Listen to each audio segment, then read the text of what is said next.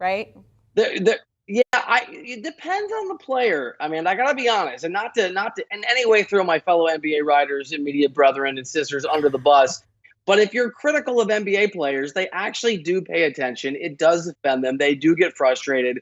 So no, not a lot of party invitations. The closest I've gotten is LeBron James a couple times tweeting that he likes me now. That it's Hey, all forgiven. That's the closest I get. now that's pretty good. Okay, look, here's the thing. So James Harden is partying in the Hamptons. At some point, you and I need an invite to, a white party and look very cool. So he's there, he's with PJ Tucker. He was with Joel Embiid. Meek Mill is there. I'm gonna pretend like I know if a Meek Mill song played. Still Unsigned. What are you hearing about James Harden? Yeah, I think, look, this reinforces all the good news that I've heard. There's a lot of drama. There's a lot of dysfunction. There's a lot of politics going on, and guys and teams trying to leverage one another. I don't think, Amanda, that's what's happening with James Harden.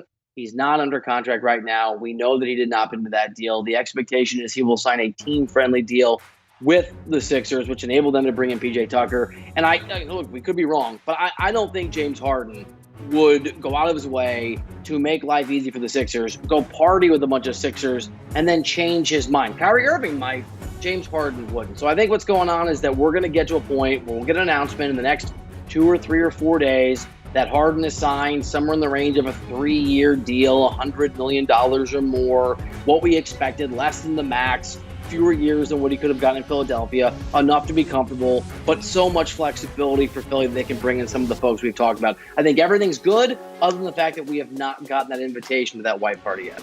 One time I did go to something like that, but I had to bring my own utensils and table and set it all up. True story. It was on a bridge, very strange. Yeah. So nobody's going to set it up for me. I had to do it myself, but Do you want a sports network that delivers everything that matters about the game? The highlights, the picks, the instant analysis, no yelling, no fake debates, no politics. Hit the subscribe button and never miss a moment.